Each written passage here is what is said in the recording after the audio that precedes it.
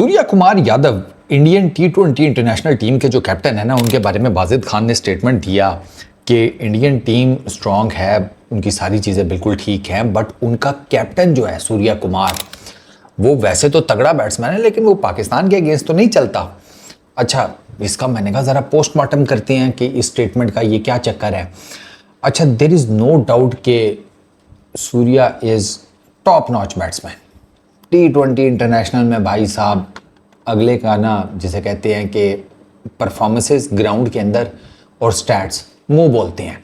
सूर्या कुमार यादव के 83 मैचेस हैं, 79 इनिंग्स हैं, 11 मरतबा नॉट आउट रहे हैं, 2598 रन हैं। ठीक हो गया। 117 हाईएस्ट है, बैटिंग एवरेज है 38.20 की और स्ट्राइक रेट है 167.07, ऑलमोस्ट 170 का। 421 50s है सूर्या कुमार यादव की। ठीक है overall. But when it comes to Pakistan, Surya Kumar Yadav ने 5 मरतबा पाकिस्तान को फेस किया है। सूर्या कुमार यादव के 5 इनिंग्स में पाकिस्तान के against total number of run हैं 64, हाईएस्ट है 18, बैटिंग एवरेज है 12.80 की, स्ट्राइक रेट है 118 का। 5 मैचेस में सूर्या कुमार ने पाकिस्तान के बॉलर्स को सिर्फ 7 चौके मारे हैं और 1 छक्का मारा है। 5 मैचेस में सूर्या कुमार यादव 4 मरतबा पाकिस्तान के पेस बॉलर्स के अगेंस्ट आउट हुए हैं, 1 मरतबा स्पिनर्स के अगेंस्ट। इनको हारिस रऊफ ने 2 मरतबा आउट किया हुआ है, नसीम शाह ने आउट किया हुआ है, हसन अली ने आउट किया हुआ है और नवाज ने आउट किया हुआ है। तो क्लियर कट नज़र आता है कि जो पाकिस्तान का पेस अटैक है उसके अगेंस्ट सूर्या कुमार स्ट्रगल करते हैं। एक चीज़ यहाँ पर मैं ना बड़ी इंपॉर्टेंट है, जो कि मैंने लेजेंड से सुनी हुई है पाकिस्तान और इंडिया के क्रिकेट के, उनके मुंह से, कि भैया पाकिस्तान और इंडिया का जब मैच होता है ना, तो उस मैच में ग्राउंड में एंटर होने से पहले आपने क्रिकेट में जो मर्जी उखाड़ा हो विद द बैट या विद द बॉल, आप बेशक 100 की बैटिंग एवरेज लेकर आ रहे हो, आप बेशक जिसे कहते हैं 2 की इकॉनमी लेकर आ रहे हो, विकेटों का आपने अंबार लगाया हो, इस मैच में द मोमेंट आपके ग्राउंड में कदम पड़े एवरीथिंग इज जीरो। ये मैच ऐसा मैच होता है कि जो एकदम से बड़े बड़े सुपरस्टार्स को नीचे गिराता है और जिसे कहते हैं ना ताज़े ताज़े बच्चों को सुपरस्टार बना देता है। शाहीन शाह अफरीदी का 2021 का स्पेल अगेंस्ट इंडिया, उसने शाहीन शाह का भाई साहब जिसे कहते हैं गुड्डा आसमान पे क्या चढ़ाया, वो गैलेक्सी दूसरी में चला गया। याद है ना आपको द इन स्विंग फेमस, उसमें रोहित, केएल राहुल, विराट, ये 3 विकेटें याद हो अगर आपको। तो ये मैच ऐसा मैच है कि इसमें ना यू आर नॉट श्योर कि भाई कोई बंदा कैसा परफॉर्म करेगा। सूर्या कुमार का डेफिनेटली जो ट्रैक रिकॉर्ड है अगेंस्ट पाकिस्तान वो कोई ज़्यादा खास नहीं है, there is no doubt about it. लेकिन when it comes to this match, इसमें कुछ भी हो सकता है।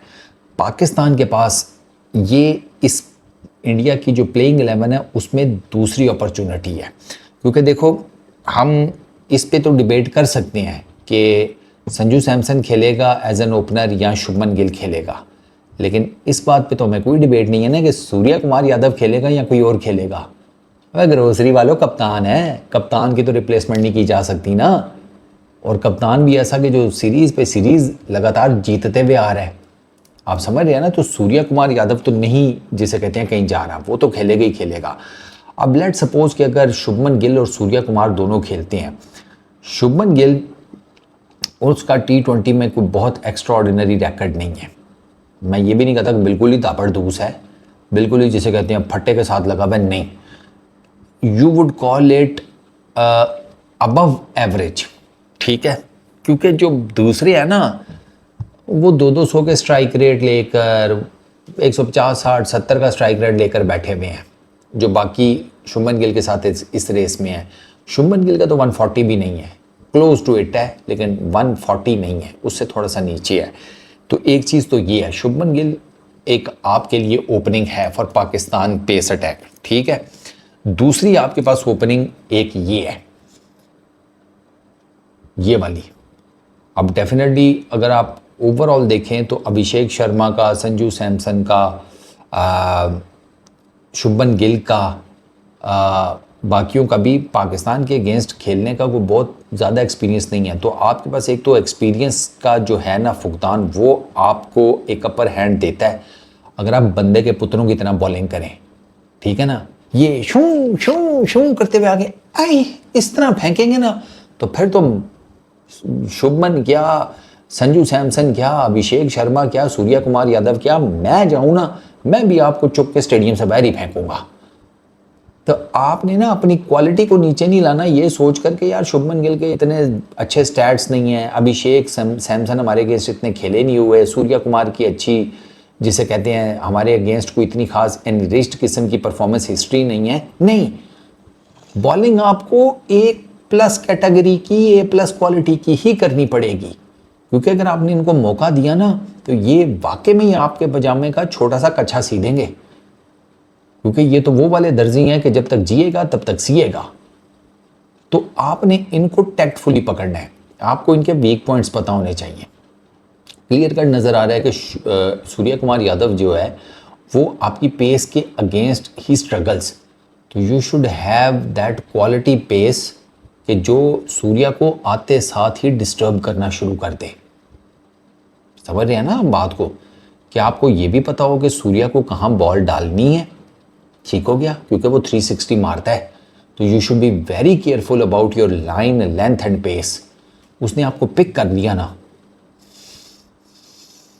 आप दुबई के किसी स्टैंड में ही लैंड करेंगे, ग्राउंड के अंदर लैंड करना बहुत मुश्किल है, अनलेस और अनटिल के उसकी किस्मत ख़राब हो।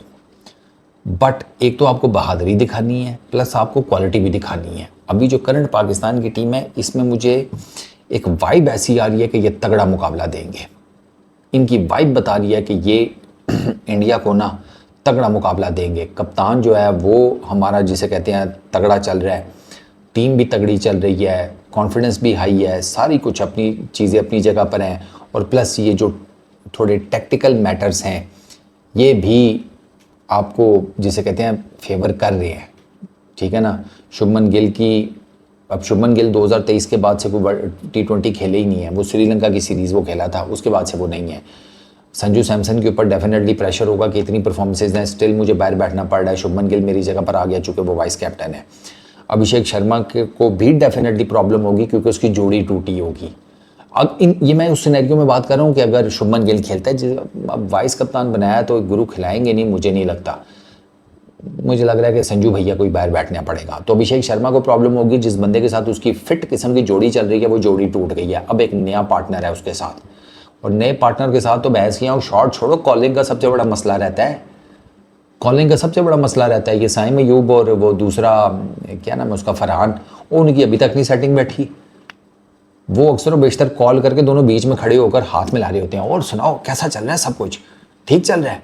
अब बंदा इधर से चीखें मार रहे होते हैं टीवी पे खड़े, अब ग्रोसरी वाले के साथ गेंद पड़ी है, वो भाग कर आ रहा है दूसरी टीम का खिलाड़ी, पहुंच वापस, तो ये चलेगा, ठीक है ना।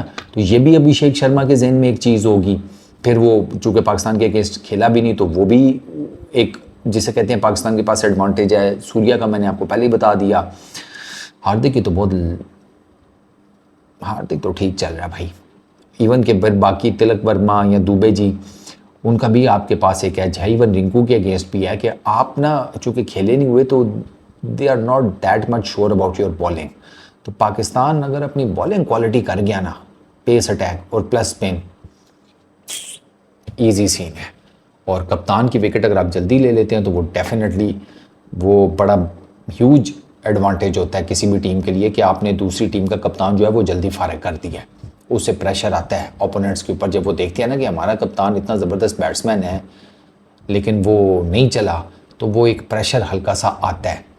टीम इंडिया इस प्रेशर को मैनेज बड़ा अच्छा कर लेती है, लेकिन जब पाकिस्तान इंडिया के मैच में ऐसा प्रेशर बनेगा ना तो फिर ज़रा मामला जो हैं वो डिफरेंट डायरेक्शन में जाएंगे। ये एक जिसे कहते हैं ना